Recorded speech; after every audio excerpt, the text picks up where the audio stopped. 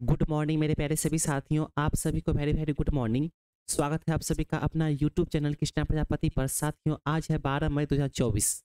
आज के current affairs में टॉप इंपोर्टेंट क्वेश्चंस कवर किया जाएगा, जो कि आपके सभी प्रतियोगी परीक्षाओं के लिए बहुत ही इंपॉर्टेंट क्वेश्चंस होने वाले हैं। आप किसी भी एग्जाम की तैयारी करते हैं, यूपीएससी, एसएससी, रेलवे, पुलिस या किसी भी डिफेंस एग्जाम की तैयारी करते हैं, तो ये सारे क्वेश्चंस आपके लिए बहुत ही खास होने वाले हैं।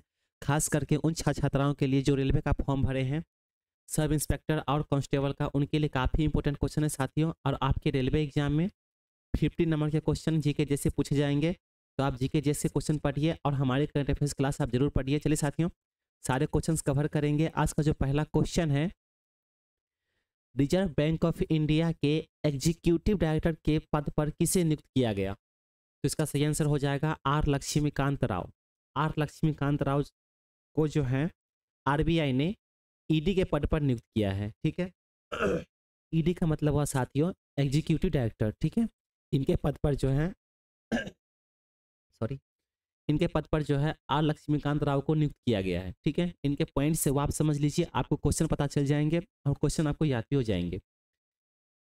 पहला पॉइंट है साथियों, 11 मई को रिजर्व बैंक ऑफ इंडिया ने आर लक्ष्मीकांत राव को एग्जीक्यूटिव डायरेक्टर के पद पर नियुक्त किया है। आर लक्ष्मीकांत राव इससे पहले डिपार्टमेंट ऑफ रेगुलेशन में चीफ जनरल के मैनेजर के तौर पर चार्ज संभाल रहे थे। ठीक है, तो ये आर लक्ष्मीकांत राव जो हैं, आरबीआई के ईडी बनने से पहले वो कहीं और काम कर रहे थे। तो कहाँ पे काम कर रहे थे? तो डिपार्टमेंट ऑफ रेगुलेशन में चीफ जनरल मैनेजर के तौर पर काम कर रहे थे। ठीक है, लेकिन आरबीआई के द्वारा जो है 11 मई को इन्हें एग्जीक्यूटिव डायरेक्टर के पद पर नियुक्त किया गया है। ठीक है, अब आप ये समझिए कि आरबीआई में जो ये नियुक्त किए गए हैं ईडी के पद पर, तो ये ईडी के पद पर ये क्या काम करेंगे आरबीआई में? ठीक है, तो R Laxmikant Rao executive director के तौर पर deposit insurance and credit guarantee corporation, right to information act और डिपार्टमेंट ऑफ कम्युनिकेशन, इन सभी चीज को देखेंगे।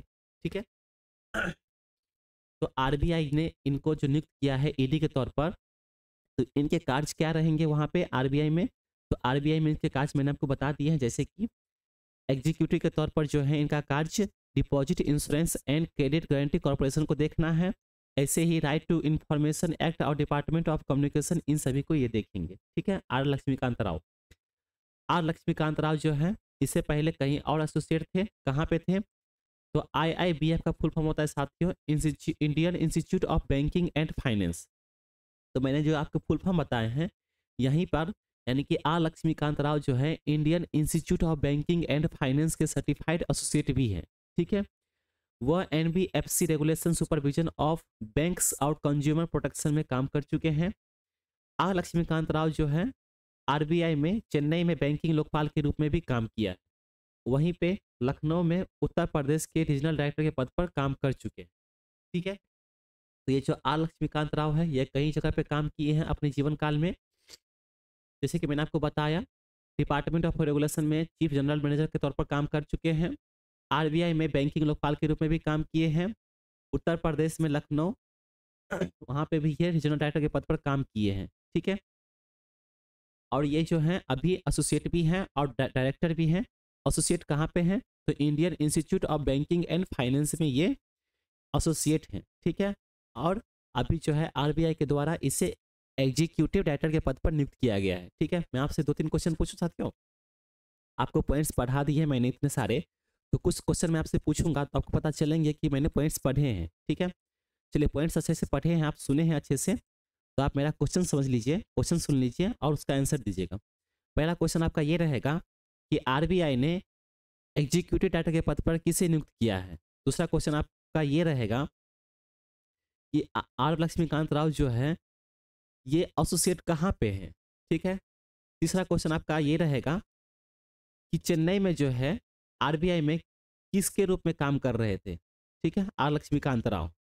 तो पहला क्वेश्चन आपका ये हो जाएगा साथियों, पहले क्वेश्चन का आंसर कि आरबीआई ने आर लक्ष्मीकांत राव को एग्जीक्यूटिव डायरेक्टर के पद पर नियुक्त किया है। ठीक है, दूसरा क्वेश्चन ये था साथियों कि वो कहाँ पे एसोसिएट है। ठीक है, तो एसोसिएट जो है साथियों R Laxmikant Rao Indian institute of banking and finance में ये एसोसिएट है।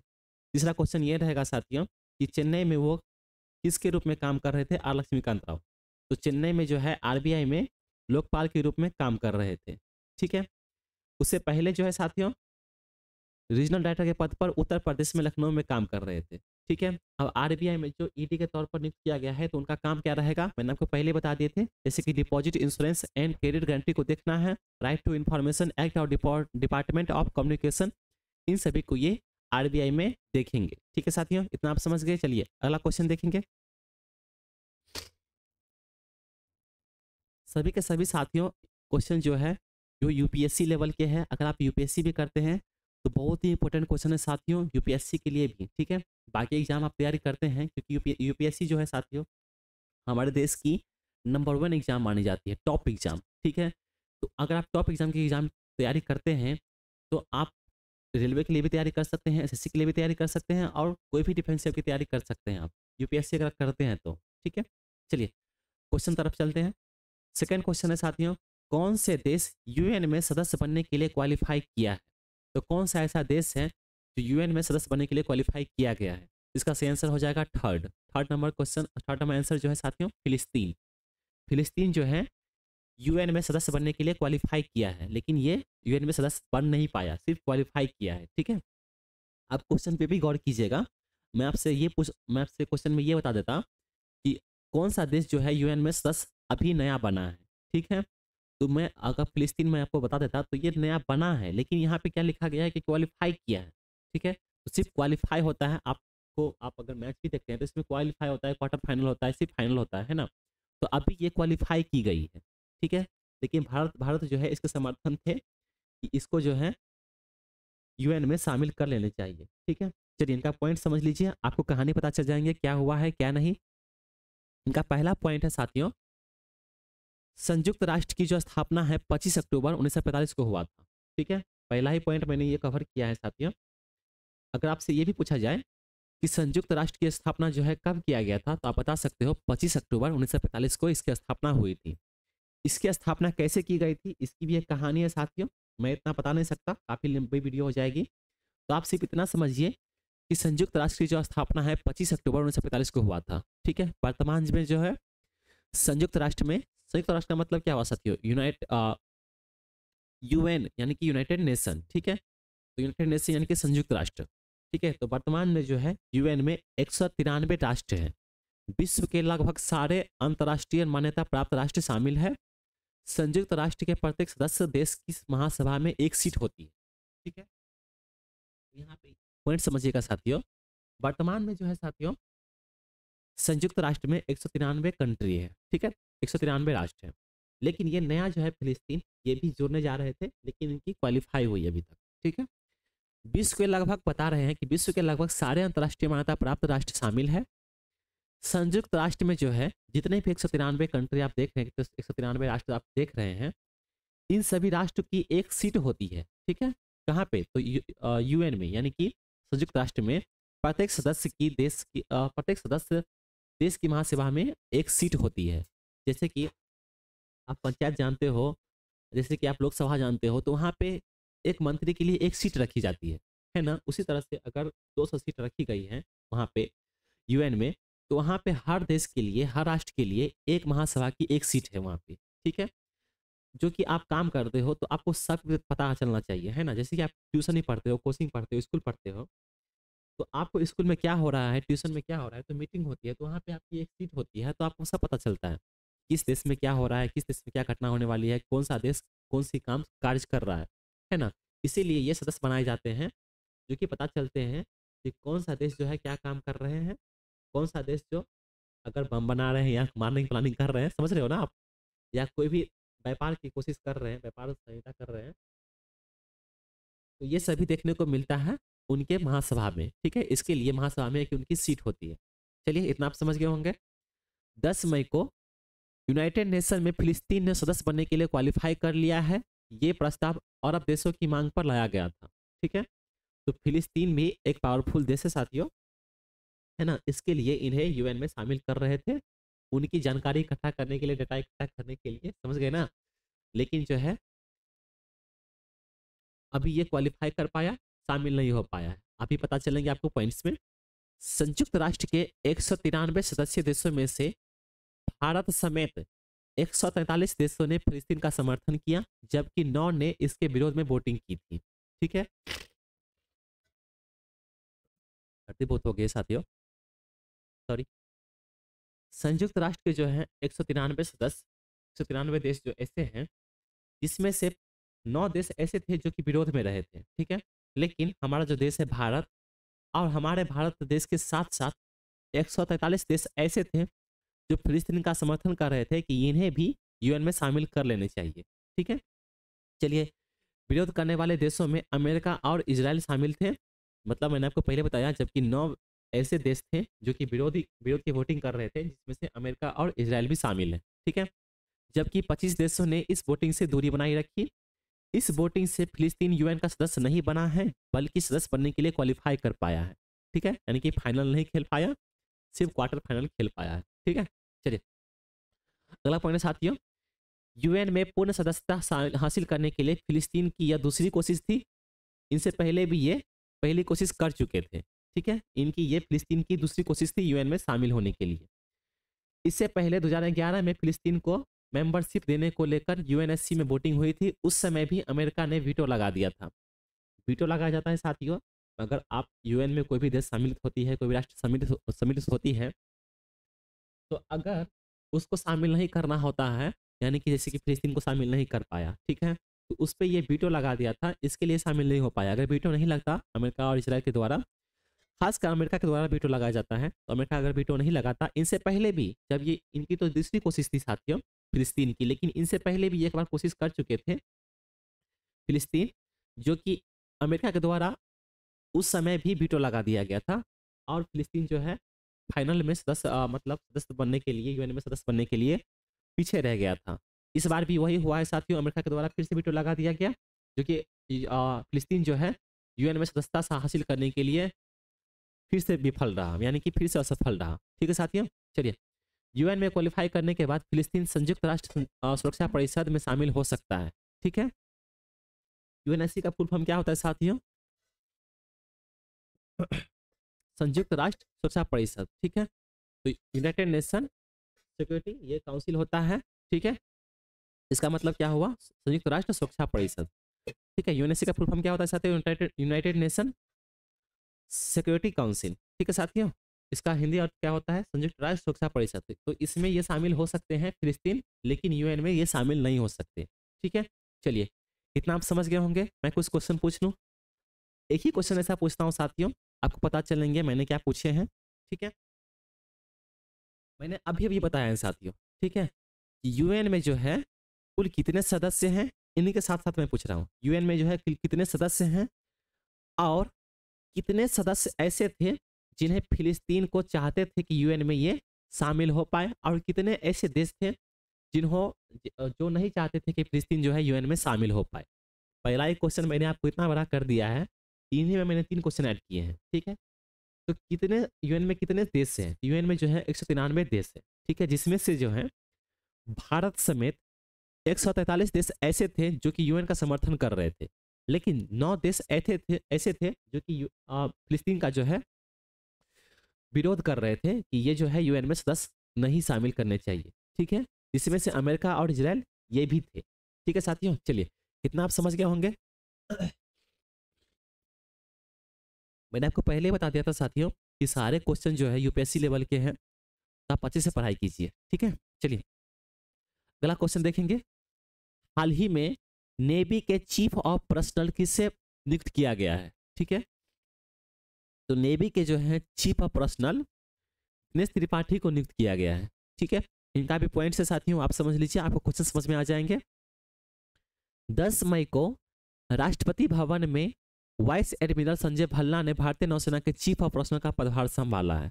ठीक है, तो 10 मई को ये अपनी जो चीफ ऑफ पर्सनल का पदभार संभाला है, वो 10 मई को संभाला है। कहाँ पे? तो राष्ट्रपति भवन में वाइस एडमिरल संजय भल्ला। ठीक है साथियों, एक मिनट, मैंने आपको आंसर गलत बता दिया साथ। दिनेश त्रिपाठी यहाँ पे नहीं होगा साथियों, यहाँ पे ऑप्शन ही नहीं है संजय भल्ला। ठीक है, सॉरी साथियों, थोड़ा सा पॉइंट्स गड़बड़ हो गए हैं। यहाँ पे जो बताया गया है ऑप्शन में आर हरि कुमार, आर रविन के धवन, दिनेश त्रिपाठी, करमवीर सिंह, तो ये सारे ऑप्शन इसमें यहाँ पे एक और ऐड होने चाहिए थे, संजय भल्ला, जो कि नेवी के चीफ ऑफ पर्सनल नियुक्त किए गए हैं। ठीक है, इसका सही आंसर हो जाएगा संजय भल्ला। ठीक है, आप फिर से समझ लीजिए, नेवी के जो चीफ ऑफ पर्सनल नियुक्त किया गया है, इसका सही आंसर हो जाएगा संजय भल्ला। संजय भल्ला को जो है नेवी के चीफ ऑफ पर्सनल नियुक्त किया गया है। ठीक है, कहाँ पे किया गया, तो पॉइंट समझ लीजिए, आपको आंसर भी समझ में आ जाएंगे। 10 मई को जो है राष्ट्रपति भवन में वाइस एडमिरल संजय भल्ला को भारतीय नौसेना के चीफ ऑफ पर्सनल का पदभार संभाला है। ठीक है, संजय भल्ला ने 1 जनवरी 1989 को भारतीय नौसेना में नियुक्त किया गया था।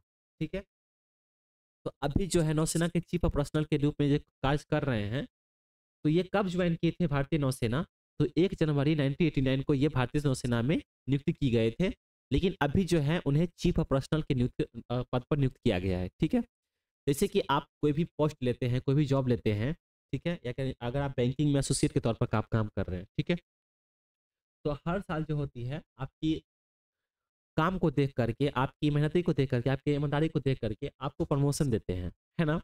तो इसी तरह से इनको प्रमोशन मिलते मिलते अभी वो चीफ ऑफ पर्सनल के पद पर नियुक्त किए गए हैं। लेकिन ये कब ज्वाइन किए थे भारतीय नौसेना को, तो 1 जनवरी 1989 ईस्वी को, यानी कि लगभग इनको 24/11 कितने होते हैं, 35 साल लगे इनको भारतीय नौसेना में चीफ ऑफ पर्सनल बनने में।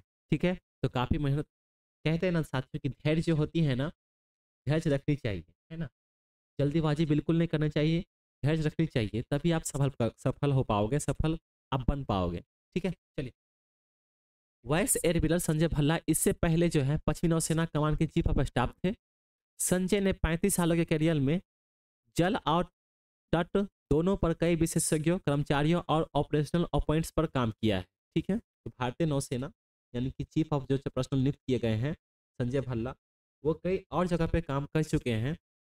अपने, मैंने आपको बताया ना 35 साल हो गए इनको, तो 35 साल के कार्यकाल में इन्होंने जल और तट दोनों पर काम किए हैं, जैसे कि कर्मचारियों के तौर पर, ऑपरेशनल अपॉइंट्स के तौर पर ये काम किए हैं। ठीक है, संजय भल्ला को विशिष्ट सेवा पदक, सेवा के लिए अति विशिष्ट सेवा पदक से सम्मानित किया गया था। उन्हें नौसेना पदक और नौसेना प्रशस्ति पत्र को से भी सम्मानित किया गया था। तो भारतीय नौसेना के द्वारा इन्हें कई सारे पदक भी मिल चुके हैं, जिसमें से अति विशिष्ट सेवा पदक मिल चुके हैं, साथ ही साथ नौसेना पदक और नौसेना प्रशस्ति पत्र से सम्मानित किया जा चुका है। ठीक है, तो ये जो संजय भल्ला है, एडमिरल संजय भल्ला, इन्हें कई सारे पदक मिले हैं, मैंने आपको बता दिए, जैसे कि अति विशिष्ट सेवा पदक और नौसेना पदक, नौसेना प्रशस्ति पत्र। ठीक है, ये सारे पदक इनको मिल चुके हैं। ठीक है, चलिए, इतना आप समझ गए होंगे। मैं आपसे अगर क्वेश्चन ये पूछ दूं कि एडमिरल संजय भल्ला जो है, इन्हें भारतीय सेना में किस पद पर नियुक्त किया गया है, और साथ ही साथ मैं आपसे ये पूछूं कि भारतीय नौसेना में ये कब शामिल हुए थे। ठीक है, तो क्वेश्चन आपका ये था किस पद पे इसे नियुक्त किया गया, तो भारतीय नौसेना में जो है चीफ ऑफ पर्सनल के पद पर इसे नियुक्त किया गया, और भारतीय नौसेना में 1 जनवरी 1989 को ये नियुक्ति किए गए थे। ठीक है, इनको लगभग 35 साल हो चुके हैं। मैं आपसे अगर ये पूछ दूं कि इनसे पहले जो है भारतीय नौसेना में जब चीफ ऑफ पर्सनल के पद पर नियुक्त किए गए हैं, इनसे पहले ये किस पद पे काम कर रहे थे, तो इनसे पहले जो है पश्चिमी नौसेना के कमान के चीफ ऑफ स्टाफ के पद पर काम कर रहे थे। ठीक है, मैं आपसे ये पूछूं कि जो ये एडमिरल संजय भल्ला जो है, इन्हें कौन कौन पदक से सम्मानित किया गया है भारतीय नौसेना के द्वारा, तो आप बता सकते हो, अति विशिष्ट सेवा पदक, नौसेना पदक, नौसेना प्रशस्ति पत्र से सम्मानित किया गया है। ठीक है, चलिए, इतना आप याद रखिए। अगला क्वेश्चन देखेंगे साथियों। पॉइंट्स इसीलिए होते हैं आपको कि क्वेश्चन आपको समझ में आ जाए कि क्वेश्चन क्या बोला जा रहा है। क्वेश्चन आपको समझ में आ जाते हैं अगर आप इनके पॉइंट्स देखते हैं। जैसे कि फिल्म होती है साथियों, ट्रेलर देख के आपको पता नहीं चलेगा कि फिल्म में क्या हो रहा है, लेकिन आप फिल्म देखोगे तो पता चल जाएगा कि फिल्म में हो क्या रहा है। इस तरह से ये क्वेश्चन समझिए कि ट्रेलर होता है, और पॉइंट्स जो होता है पूरी फिल्म होती है, जो कि आपको बताता है, दर्शाता है, ये है कि क्या हुआ था, क्यों हुआ था और किसके लिए हुआ था। ठीक है, तो मैंने सारे पॉइंट्स आपको बता दिए हैं, पॉइंट समझे हैं तो अच्छी बात है साथियों। अगर आपको नहीं समझ में आ रहा है तो आप हमें बता भी सकते हैं कमेंट करके कि सर मुझे समझ में नहीं आ रहा है, आप और थोड़ा अच्छे से बताने की कोशिश कीजिए। चलिए, अगला क्वेश्चन देखेंगे। हाल ही में रूस के नए राष्ट्रपति कौन बने हैं? ठीक है, आप पहले से जानते हैं व्लादिमीर पुतिन जो है, यानी कि पुतिन, आप ऐसे ही समझिए कि जैसे कि मोदी मोदी मोदी मोदी बोलते रहते हैं, जिसको किसी किसी को जो है पूरा नाम भी पता नहीं होगा, है ना। जैसे कि हमारे महात्मा गांधी जी, उनका नाम पूरा नाम क्या है, मोहनदास करमचंद गांधी। उनका पूरा नाम जानता भी नहीं होगा कोई, सिर्फ इतना जानता है कि गांधी जी, यानी कि बापू, बोले तो बापू, है ना, गांधी जी, महात्मा गांधी, ठीक है। इसी तरह से मोदी जी जो है, उनका नाम पूरा नाम क्या है, तो नरेंद्र दामोदर दास मोदी, ठीक है। तो लेकिन उन्हें मोदी मोदी करके बुलाते हैं। तो वहीं पे जैसे जैसे कि रूस है, तो रूस में भी क्या है ना, राष्ट्रपति जो है, तो यहाँ पे पूरा नाम उनका है व्लादिमीर पुतिन, ठीक है। तो इन्हें पुतिन पुतिन करके बुलाते हैं, ठीक है। तो ये जो है पुतिन जो है, इनसे पहले भी ये राष्ट्रपति थे और अभी भी ये राष्ट्रपति बने हैं, ठीक है। इन्हें 88% वोट मिला था साथियों रूस में, समझ सकते हो आप। एक बनता को 88% वोट मिला है राष्ट्रपति बनने के लिए। चलिए, इनके भी कुछ इंपॉर्टेंट पॉइंट्स तो आप समझ लिए। पहला पॉइंट है साथियों, 7 मई को व्लादिमीर पुतिन ने 5वीं बार रूस के राष्ट्रपति पद की शपथ ली है। पुतिन का शपथ ग्रहण समारोह मॉस्को के ग्रैंड क्रेमलिन पैलेस में हुआ है, ठीक है। तो ये जो रूस के राष्ट्रपति बने हैं व्लादिमीर पुतिन, ये रूस के 5वीं बार राष्ट्रपति बने, ठीक है साथियों। इसका जो शपथ ग्रहण समारोह कहाँ किया गया था, तो मॉस्को के ग्रैंड क्रेमलिन पैलेस में इसका शपथ ग्रहण समारोह समारोह किया गया था, ठीक है। चलिए, पुतिन ने जो है 2000 ईस्वी में पहली बार राष्ट्रपति पद की शपथ ली थी, जिसके बाद 2004 में, 2012 और 2018 में भी वो राष्ट्रपति बन चुके थे। तो ये पता, मैंने आपको पहले बता दिया कि व्लादिमीर पुतिन जो है 5वीं बार रूस के राष्ट्रपति बने हैं, ठीक है। इनसे पहले कब कब बने थे, तो इनसे पहले ये 2000 ईस्वी में राष्ट्रपति बने थे व्लादिमीर पुतिन। उसके बाद 2004 में बने थे, फिर 2012 में बने थे, 2012 से इसकी कहानी, 2012 में बने थे, फिर 2018 में बने थे और 2024 में ये फिर से बन चुके हैं रूस के राष्ट्रपति, ठीक है। तो ये 5वीं बार ऐसे हैं जो कि रूस के राष्ट्रपति बने हैं व्लादिमीर पुतिन। अपने आप में बड़ी बात है साथियों, पावरफुल कंट्री है रूस। चलिए, अगला पॉइंट देखेंगे साथियों, शपथ ग्रहण समारोह में रूस की फेडरल काउंसिल के सदस्य, सीनेट के सांसद, स्टेट डूमा के सदस्य, निचले सदन के सांसद, हाईकोर्ट के जज, अलग अलग देशों के राजदूत और डिप्लोमेटिक कॉपर शामिल हुए थे, ठीक है। इसका जो शपथ ग्रहण समारोह रखा गया था, जैसे कि हमारे मुख्यमंत्री बनते हैं, प्रधानमंत्री बनते हैं, तो इसका शपथ ग्रहण समारोह भी होता है, ठीक है। जो कि शपथ लेते हैं, जैसे कि आप आर्मी में भी भर्ती होते हैं, पुलिस में भर्ती होते हैं, वहाँ पे भी शपथ ग्रहण समारोह होता है कि आप जो है ईमानदारी पूर्वक काम करेंगे, है ना, निष्ठावान कार्य करेंगे, अपनी जो है कर्मठा, ये सब बोलते हैं ना, अपनी कर्मठा, अपनी मेहनती, अपनी ईमानदारी के प्रति वो काम करेंगे। तो इसी के लिए ये शपथ ग्रहण समारोह रखा जाता है, ठीक है। तो पुतिन का जो शपथ ग्रहण समारोह रखा गया था मॉस्को के ग्रैंड क्रेमलिन में, ठीक है। तो वहाँ पे जो है फेडरल काउंसिल के सदस्य, उन्हें सीनेट के सांसद बोला जाता है रूस में। तो जो रूस में जो है फेडरल काउंसिल के सदस्य, स्टेट डूमा के सदस्य, हाई कोर्ट के जज और अलग अलग देशों के राजदूत और डिप्लोमेटिक कॉपर शामिल हुए थे इसके शपथ ग्रहण समारोह में। फोर्ब्स के मुताबिक 2023 से लेकर 2016 तक लगातार 4 बार व्लादिमीर पुतिन को दुनिया का सबसे ताकतवर शख्स घोषित किया गया था, ठीक है। तो साथियों, चाइना में जो किंग जॉन है ना, उन्हें भी ये पावरफुल माना जाता है। लेकिन जो पुतिन जो है, तो ये फोर्ब्स के द्वारा बताया गया था कि 2013 से लेकर 2016 तक जो है 4 बार व्लादिमीर पुतिन को दुनिया का सबसे ताकतवर शख्स घोषित किया था। यानी कि समझ सकते हो आप, अभी हमारे मोदी जी ताकतवर शख्स है ना, ताकतवर पावरफुल मैन है। लेकिन 2013 से लेकर 2016 तक फोर्ब्स के द्वारा बताया गया था कि ये 4 बार जो है पूरी दुनिया में व्लादिमीर पुतिन सबसे ताकतवर पर्सन है, सबसे ताकतवर मैन है, ठीक है साथियों। चलिए, मैं आपसे क्वेश्चन ये पूछूं कि रूस के जो राष्ट्रपति बने हैं व्लादिमीर पुतिन, ये कितनी बार राष्ट्रपति बने हैं और कब कब ये राष्ट्रपति बने हैं। तो मैं आपका पहला ही आंसर हो जाएगा कि रूस के राष्ट्रपति जो बने हैं व्लादिमीर पुतिन, ये 5वीं बार रूस के राष्ट्रपति बने हैं। इससे पहले भी 2004 में बने थे, 2000 में बने थे, 2012 में बने थे, 2018 में बने थे और 2014 में 24 में भी ये बने हैं। तो 5वीं बार यहाँ इनका हो जाएगा 2024 में रूस के राष्ट्रपति के तौर पर, ठीक है। चलिए, इतना आप याद रखिए। अगला क्वेश्चन देखेंगे। जिस तरह से साथियों आपने रूस के राष्ट्रपति देखे हैं, उसी तरह से आपने रूस के राष्ट्र प्रधानमंत्री देखिए, ठीक है। तो हाल ही में जो है रूस के प्रधानमंत्री कौन बने हैं, ठीक है। तो हाल ही में जो है रूस के प्रधानमंत्री मिखाइल मिनुस्टिन बने हैं, ठीक है, रूस के प्रधानमंत्री कौन बने हैं? तो मिखाइल मिनुस्टिन। मैंने यहाँ पे ऑप्शन दिए थे साथियों, अगर आपसे ऑप्शन ये भी दिया जाए यूपीएससी के एग्जाम में या रेलवे के एग्जाम में या एसएससी के एग्जाम में, है ना, किसी भी एग्जाम आपको ये क्वेश्चन दिया जाए कि हाल ही में जो है रूस के राष्ट्रपति कौन बने हैं या रूस के प्रधानमंत्री कौन बने हैं, ठीक है, तो आपसे क्वेश्चन का पॉइंट्स ये दिया गया है कि साथियों पहला जो है व्लादिमीर पुतिन, दूसरा है दमित्री मेदवेदेव, तीसरा है मिखाइल कासियानोव और चौथा है मिखाइल मिनुस्टिन, ठीक है।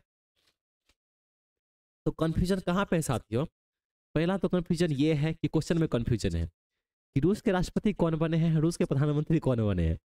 ऑप्शन भी दिया गया है कि व्लादिमीर पुतिन और मिखाइल कासियानोव, मिखाइल मिनुस्टिन। इसमें आपको दिक्कत हो सकते हैं, इसमें आप कंफ्यूजन हो सकते हैं। पहले तो क्वेश्चन में आप कंफ्यूजन हो जाएगा कि प्रधानमंत्री है या राष्ट्रपति है, ठीक है। अब रूस के प्रधानमंत्री होते भी हैं नहीं होते हैं, ठीक है, आपको ये भी पॉइंट्स में कंफ्यूजन हो जाएगा, ठीक है। तो कोई बात नहीं, साथ ही रूस के प्रधानमंत्री होते हैं, ठीक है। रूस के राष्ट्रपति जो है व्लादिमीर पुतिन को बनाया गया, उन्हें 88% वोट मिला है और राष्ट्रपति बने हैं। लेकिन राष्ट्रपति बनने के बाद जो है रूस के प्रधानमंत्री मिखाइल मिनुस्टिन को जो है व्लादिमीर पुतिन बनाया, इन्होंने ही प्रधानमंत्री बनाया है, ठीक है। व्लादिमीर पुतिन जो है मिखाइल मिनुस्टिन को रूस के प्रधानमंत्री बनाया है, ठीक है। लेकिन ऑप्शन ये था साथियों कि मिखाइल कासियानोव और मिखाइल मिनुस्टिन, यहाँ पे कंफ्यूजन हो सकता है कि दोनों का नाम मिखाइल है, ठीक है, एक का कासियानोव है और एक का मिनुस्टिन। अब यहाँ पे कौन सा सही होगा, है ना, ये कंफ्यूजन हो सकता है। तो कंफ्यूजन दूरी करने के लिए कामी कामी कामी कामी कामी काम करते हैं ना, काम करते हैं ना, तो काम आप याद रखिए। काम का मतलब हो गया, का मतलब हो गया कासियानोव और म का मतलब हो गया मिनुस्टिन, ठीक है। तो मिनुस्टिन मिनुस्टिन जो है काम में आप लास्ट पॉइंट याद रखेंगे मिनुस्टिन, ठीक है। तो मिनुस्टिन जो है रूस के प्रधानमंत्री बने हैं। मिखाइल आप छोड़ दीजिए साथियों, मिखाइल छोड़ना है, आपको सिर्फ काम याद रखना है, तो का को छोड़ के मौ याद रखना है, ठीक है। तो मिखाइल मिनुस्टिन जो है रूस के प्रधानमंत्री बने। चलिए मैंने आपको कवर कर दिया, इनका पॉइंट्स आप समझ लीजिए। मिखाइल मिनुस्टिन का जन्म जो है 3 मार्च 1966 ईस्वी को रूस में हुआ था, ठीक है। वो यहीं के नागरिक है, रूस के नागरिक, और रूसी नागरिक ही यहाँ के राष्ट्रपति बनते हैं और यहाँ के प्रधानमंत्री बनते हैं, ठीक है। 10 मई को रूस के राष्ट्रपति व्लादिमीर पुतिन ने मिखाइल मिनुस्टिन को देश के प्रधानमंत्री के रूप में फिर से नियुक्ति की है। इससे पहले भी मिखाइल मिनुस्टिन जो है रूस के प्रधानमंत्री के पद पर नियुक्त थे, लेकिन फिर से जो है व्लादिमीर पुतिन के द्वारा रूस के प्रधानमंत्री मिखाइल मिनुस्टिन को नियुक्त किया गया, ठीक है। मिखाइल मिनुस्टिन ने रूसी कानून के मुताबिक 16 जनवरी 2020 में पहली बार प्रधानमंत्री पद संभाला था। मिखाइल मिनुस्टिन ने इसी साल 7 मई को मंत्रिमंडल की पीएम से पद से इस्तीफा दिया। तो 7 मई को जो है इन्होंने इस्तीफा दिया, लेकिन 11 मई को, ठीक है, सॉरी 10 मई को जो है फिर से इन्हें प्रधानमंत्री के पद पर नियुक्त किया गया, ठीक है। तो 2020 से जो है प्रधानमंत्री के पद पर ये काम कर रहे थे, लेकिन इन्हें लगा होगा कि व्लादिमीर पुतिन जो है हमारे साथी, ये शायद राष्ट्रपति नहीं बन पाएंगे, इसके लिए इन्होंने 7 मई को इस्तीफा दे दिया, ठीक है। लेकिन संयोग बस साथियों कि व्लादिमीर पुतिन जो है रूस के राष्ट्रपति बन गए और इन्हें भी जो है 10 मई को प्रधानमंत्री के पद पर नियुक्त करवा दी, है ना, पुनः मुझको भवा करवा दिया, ठीक है। तो इनका कहना मतलब ये हो गया साथियों अपने भाषा में कि बेटा चल अपने पद संभाल ले, मैं भी आ गया हूँ, तू भी चल ले, ठीक है। तो मैं भी राष्ट्रपति बन ही गया हूँ, तू भी प्रधानमंत्री था, तू भी प्रधानमंत्री के पद पर आ जा, हम दोनों मिलके काम करेंगे, ठीक है, दुनिया को लूटेंगे साथियों। चलिए अपने भाषा में। लेकिन व्लादिमीर पुतिन जो है मिखाइल मिनुस्टिन को प्रधानमंत्री के पद पर नियुक्ति करवाई फिर से। पुतिन द्वारा राष्ट्रपति बनने पर मिखाइल को फिर से प्रधानमंत्री बना दिया, ठीक है। 7 मई को इस्तीफा दिए थे, 10 मई को फिर से प्रधानमंत्री बन गए हैं। 2020 में स्वीकृत संवैधानिक परिवर्तनों के तहत संसद का निचला सदन स्टेट डूमा प्रधानमंत्री के उम्मीदवार को मंजूरी देता है, ठीक है। मैंने आपको पहले बता दिए थे साथियों, राष्ट्रपति जो बने थे उससे मैंने आपको बता दिए थे, मैंने आपको पॉइंट्स भी दिखा देता हूँ। पॉइंट्स ये था साथियों कि यहाँ पे आप देखते हैं, 1 मिनट साथियों, यहाँ पे आप देखते हैं फेडरल काउंसिल के सदस्य, ठीक है, फेडरल काउंसिल के सदस्य, यहाँ पे दिया गया सीनेट के सांसद, और यहाँ पे दिया गया है स्टेट डूमा के सदस्य, ठीक है। तो यहाँ पे दिया गया है निचले संसद सदन के सांसद, ठीक है। तो इसका अलग अलग नाम है। अगर रूस में ये बोला जाए कि स्टेट डूमा के सदस्य, इसका मतलब हुआ निचले सदन के सांसद, और फेडरल काउंसिल के सदस्य, यहाँ पे हुआ सीनेट सदस्य, सीनेट के सांसद। ठीक है, तो ये दोनों सांसद है साथियों, काउंसिल के सदस्य और डूमा के सदस्य, ये दोनों सांसद है। ठीक है, तो इसका दूसरा नाम, इसीलिए यहाँ पे बताया गया है कि 2020 में स्वीकृत संवैधानिक परिवर्तनों के तहत संसद का निचला सदन यानी कि स्टेट डूमा प्रधानमंत्री के उम्मीदवार को मंजूरी देता है। ठीक है, तो इनके द्वारा ही व्लादिमीर पुतिन राष्ट्रपति बनने के बाद जो है इनके द्वारा ही कहा गया ये निचला सदन को यानी कि स्टेट डूमा को कि मिखाइल मिशुस्तिन को जो है प्रधानमंत्री के पद पर फिर से नियुक्ति की जाए। ठीक है, तो इनके द्वारा ही बताया गया था और इनके द्वारा जो है पदभार संभाला गया, इनके पद की नियुक्ति दी गई। ठीक है, इतना आप समझ गए होंगे। चलिए अगला क्वेश्चन देखेंगे, लास्ट क्वेश्चन है साथियों। Goods and services tax appellate tribunal के पहले अध्यक्ष किसे नियुक्त किया गया है? ठीक है, पहले आप ये समझ लीजिए साथियों, क्वेश्चन में ही एक क्वेश्चन और निकल के आते हैं कि जीएसटीएटी का फुल फॉर्म क्या होता है। जीएसटीएटी का फुल फॉर्म क्या होता है साथियों? तो goods and services tax appellate tribunal.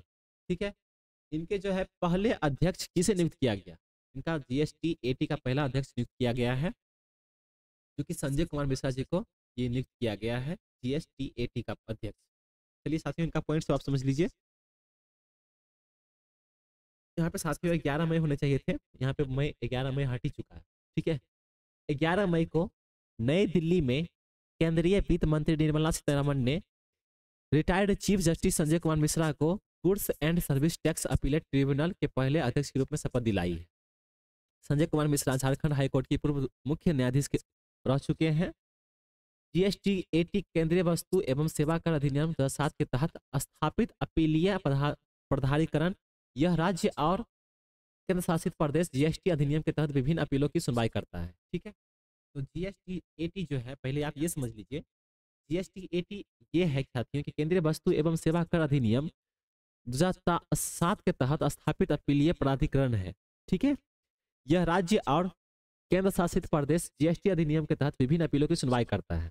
ठीक है, तो ये जीएसटी के लिए काम करता है।